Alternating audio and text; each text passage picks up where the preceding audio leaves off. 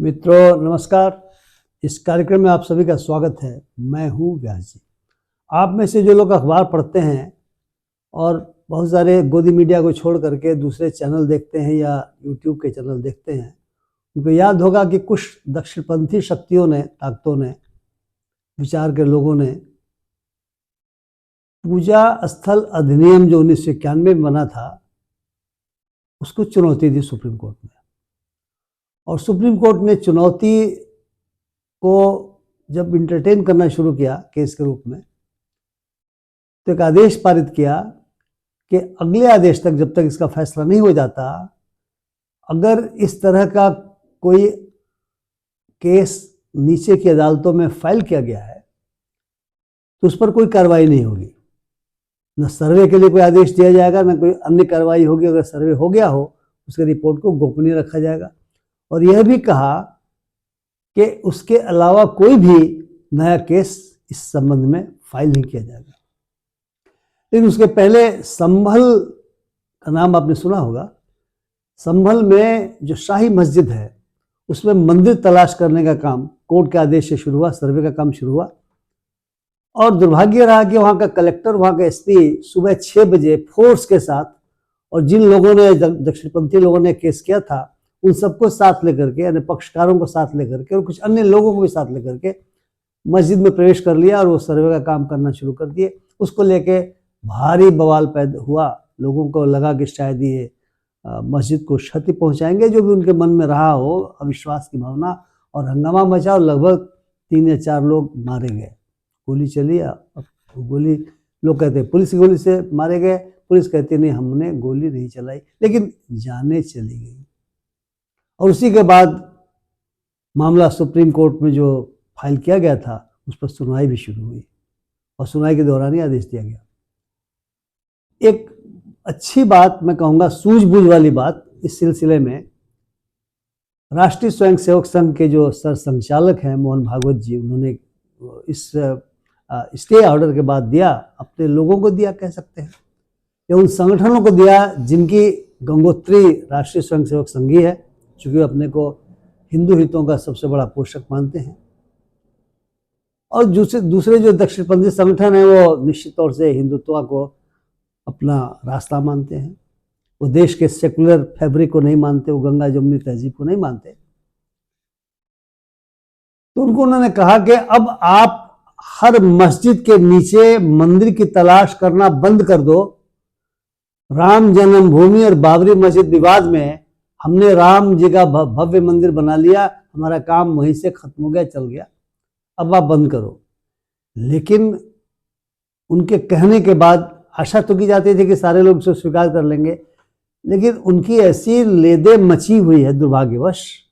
कथित साधु संत और दक्षिणपंथी संगठनों से जुड़े हुए या बिना जुड़े हुए लोग भी सोशल मीडिया पर उनके विरुद्ध कई तरह की बातें कर रहे हैं। इसी विषय पे बात करने के लिए हमारे साथ मौजूद हैं शिक्षाविद और मानवाधिकार कार्यकर्ता डॉक्टर अनिल कुमार राय, जिनसे आप पूर्व परिचित हैं।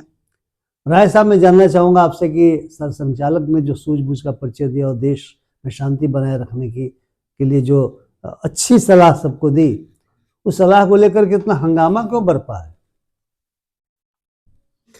जी, यह एक बहुत ही समीचीन विषय है, प्रासंगिक विषय है, जिसको लेकर के भाजपा लगातार आगे बढ़ रही है।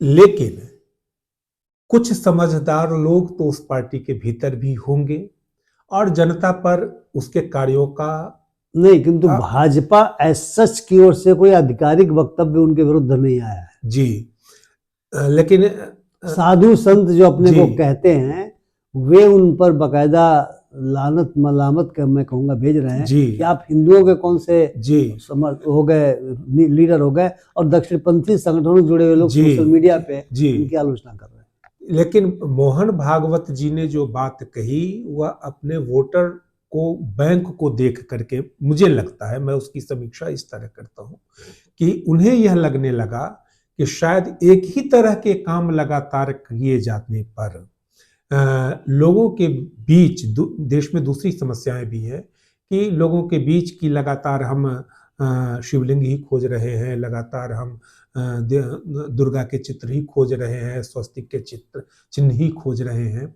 तो जो सामान्य जो आम जन है उनके बीच एक लगेगा कि यह एक ट्रेंड हो गया है कि यही सब करते रहना है इन लोगों को।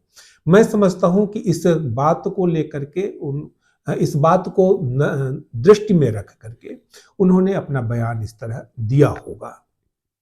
लेकिन उन्हीं के का मुखपत्र ऑर्गेनाइजर के मुख पृष्ठ पर यह उनके बयान के संपादकीय में आया जी था। संपादकीय केलकर कोई संपादक जी है उनका। चित्र के साथ आया है कि इस बात का है सो को अस्वीकार किया गया, उनका विरोध किया गया।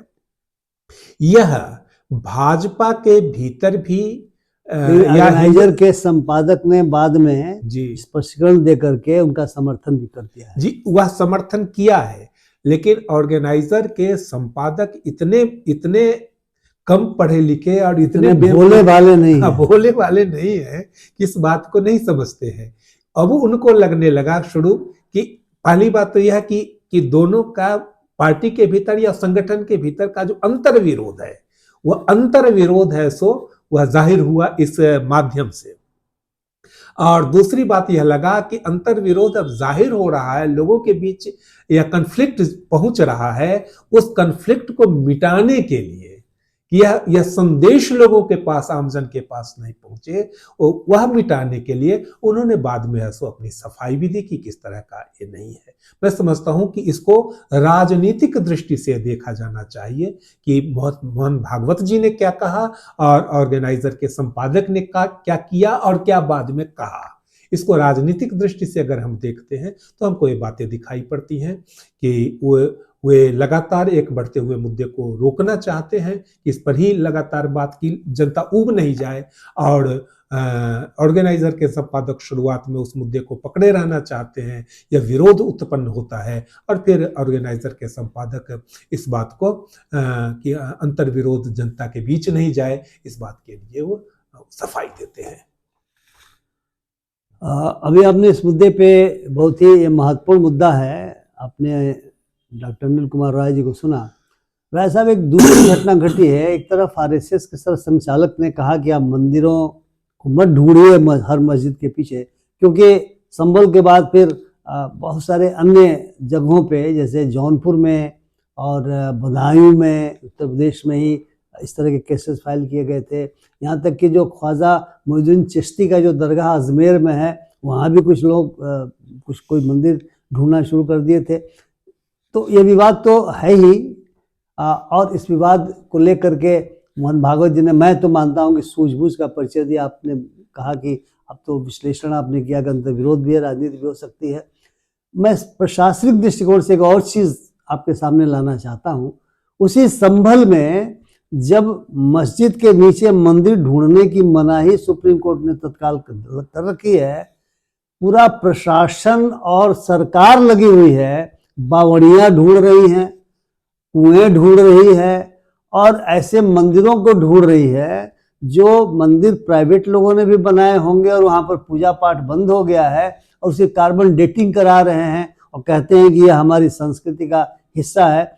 मैं इसलिए प्रशासनिक नजरिए से कह रहा हूं कि पूरा प्रशासन बेरोजगारी को दूर करने, गरीबी को दूर करने, महंगाई पर रोक लगाने, इस तरह के जरूरी कर्मों को छोड़ करके, शिक्षा और स्वास्थ्य को छोड़ करके, और मंदिर ढूंढ रहा है उस पूरे संभल में। और एक बीएचपी के नेता का बयान सुन रहे थे कि तो संभलेश्वर महादेव की नगरी है। हो सकता होगी, उनको जानकारी होगी, लेकिन बंद पड़े मंदिरों को ढूंढ रहे हैं। अगर बंद पड़े मंदिरों को ढूंढना प्रशासन का काम हो तब तो बड़ा विचित्र हो जाएगा। इस पर आपका मैं विचार जानना चाहता हूँ, जो कुछ हो रहा है उस पर आप क्या सोचते हैं? जी, यह जो आपने कहा वह सारा काम मुख्य रूप से उत्तर प्रदेश में हो रहा है। मुझे लगता है कि वहाँ के जो राजनीतिक मुखिया हैं उस प्रदेश के, उनको शायद यह प्रतीत होता है, विश्वास होता है कि हम इसी रास्ते अपना जनमत है सो बढ़ा सकेंगे, अपने पक्ष में कर सकेंगे। बहुत सारे लोग उनको प्रधानमंत्री के उत्तराधिकारी के रूप में प्रस्तुत करने लगे हैं, देखने लगे हैं। तो उनको लगता है कि यह करते रहने से हमारे पक्ष में लोग कि हिंदुत्व के अगले सिपा सालार हम ही हो पाएंगे, या राजनीतिक दृष्टि से वे लगातार कर रहे हैं। मैं इन सारी बातों को उस न्यायिक फैसले के साथ जोड़ना चाहता हूं कि कि जो ज्ञानवापी मस्जिद के संदर्भ में सुप्रीम कोर्ट ने दिया था, और उसने कहा था कि वस्तु स्थिति को बदला नहीं जा सकता है उपासना अधिनियम 1991 के माध्यम से, लेकिन उसके बारे में जाना तो जा सकता है। यह अधिनियम उसकी मनाही नहीं करता है, और यही छिद्र बनाया, यही रास्ता बनाया, यही नाला बनाया जिसके माध्यम जिस पर चल करके और वह सर्वेक्षण के नाम पर एक सिलसिला शुरू हो गया। और आप देखते हैं कि किस तरह वहाँ का जो जिला कोर्ट है वह किस तरह त्वरित उस पर सुनवाई करता है, तुरंत फैसला देता है, और शाम होते होते वहां पर पहुंच जाती है सरकार, प्रशासन पहुंच जाता है, और 5-6 दिन के बाद फिर है सो दूसरी बार, और तब जाकर के यह होता है। और मनाही के इसके बाद सुप्रीम कोर्ट ने फिर इस पर रोक लगा दी, और इसके बाद दूसरी करवट लेकर के उस मंदिर मस्जिदों में मंदिर ढूंढने के बदले अब पुराने बंद मंदिरों को ही ढूंढा जाने लगा है, कुओं को खोजा जाने लगा है, यह कुआं है सो धार्मिक है, वगैरह वगैरह। यह एक राजनीतिक एजेंडे के तहत कि हिंदुत्व के उस अभियान को, कि हम हिंदुत्व के लिए कितना परेशान हैं, इसको पुनर्जीवित करने के लिए कितना परेशान है, इस बात को दिखाने के लिए कि यह सारा अभियान चलाया जा रहा है। और लेकिन एक समय आता है जब जनता समझ जाती है कि ऊबने लगती है, और वो दूसरे मुद्दों से परेशान होने लगती है। जैसे कि अभी ही जो भुखमरी सूचकांक की जो रिपोर्ट आई, उसमें दुनिया के सबसे ज्यादा भूखे लोग इस देश के हैं संख्या, या दूसरी बात है कि यहाँ की जनसंख्या भी ज्यादा है, लेकिन दुनिया में संख्या की दृष्टि से सबसे ज्यादा भूखे लोग हैं। जो कुपोषण की रिपोर्ट आई, उसमें दुनिया के सबसे ज्यादा कुपोषित बच्चे 2-4-5-7 अफ्रीकन देशों को छोड़ दें तो उसके बाद सबसे ज्यादा कुपोषित बच्चे हमारे देश में हैं, भ्रष्टाचार के शिकार पर हैं। बहुत सारे जो अंतर्राष्ट्रीय मानक हैं उसमें हम बहुत पिछड़े हुई अवस्था और निंदनीय अवस्था में हैं। तो ये सारे मुद्दे हैं कि जनता इनकी तरफ आकर्षित नहीं हो, और उस तरफ आकर्षित हो केवल उन मुद्दों में लगा रहे, क्योंकि सरकार उन मुद्दों का समाधान नहीं कर पाती है। और एक बात यह कि वो समाधान करने की न तो दृष्टि है मुझे लगता है, और न क्षमता है, इसीलिए वह इन मुद्दों की ओर ले जाती है। दूसरी तरफ कि इससे उसका वोट बैंक बढ़ता है, इसलिए वह इन मुद्दों की तरफ ले जाती है। तीसरी बात मैं यह कहना चाहता हूं कि इन सारे मुद्दों को उभारने से जो रक्त बहता है, वह पहला रक्त किसी हिंदू का बहता है। कि पहली बार मारा जाता है वह हिंदू, और हिंदू का मरना हुआ सेंसिटाइज होता है, वह मामला बनता है, और हिंदुओं के ध्रुवीकरण का वह सीढ़ी बनता है। और इस तरह इसलिए इस सारे मुद्दों को लगातार सरकार चला रही है, नए नए रूपों से, कि कोर्ट किस तरह बचा जा सके, कानून से किस तरह बचा जा सके। मित्रों, अभी आपने राय साहब को सुना इन दो महत्वपूर्ण बिंदुओं पर। हम लोगों का मकसद यह नहीं है कि हम किसी की अनावश्यक रूप से आलोचना करें। हमारा मकसद यह है कि हम आप तक पहुंचाने की कोशिश करें जो वस्तु स्थिति है, और आपके माध्यम से ये समझने की कोशिश करें, या आपके माध्यम से दूसरे लोगों को समझाने की कोशिश करें कि देश की असली समस्या यह नहीं है कि मस्जिदों के नीचे मंदिर ढूंढना शुरू करें, या हम जो बंद पड़े मंदिर और बावड़ियाँ हैं उन्हीं को ढूंढने में पूरे प्रशासन को लगा दें। हमारे देश की समस्या है बेरोजगारी, महंगाई, और राय साहब ने कहा भूख, भ्रष्टाचार। जब हम हंगर इंडेक्स में इतने ज़्यादा पीछे हैं, इतने लोग हमारे भूखे रह जाते हैं, हमारे देश की समस्या है। भ्रष्टाचार देश की समस्या है, महिलाओं को सुरक्षा मिले देश की समस्या है, महंगाई जैसा मैंने कहा देश की समस्या है, बेरोजगारी देश की समस्या है। क्या हमने इन चीज़ों को खत्म कर लिया? सबसे बड़ी बात यह है। इसलिए हम लोग की कोशिश है कि आप इस पर विचार करें और ये विचार करने के बाद जैसा आप उचित समझते हैं अपना कदम उठाएं, क्योंकि समाज में संभवतः इस सोचने समझने की प्रवृत्ति खत्म होती चली जा रही है और हमें जो कुछ गोदी मीडिया के माध्यम से बताया जा रहा है उसे हम परम सत्य मान करके अंगीकार कर लेते हैं, स्वीकार कर लेते हैं, क्योंकि सूचित विमर्श या इन्फॉर्म डिस्कोर्स की बेहद कमी होती जा रही है। समाज का ऐसा ध्रुवीकरण धर्मों में हो गया है, जातियों में हो गया है कि हम उस प्रिज्म के बाहर नहीं देख पाते। इसलिए मित्रों, आप सोचें, जो बातें हम लोगों ने अभी डिस्कस किया है, जो विमर्श में लाया है, उसको आप सोचें, विचार करें और अपनी भी राय जरूर बनाएं। अगर आपको ये वीडियो पसंद आए तो कृपया लाइक करें, शेयर करें और मेरे चैनल को सब्सक्राइब करना न भूलें। इन्हीं शब्दों के साथ आपका बहुत बहुत धन्यवाद। नमस्कार।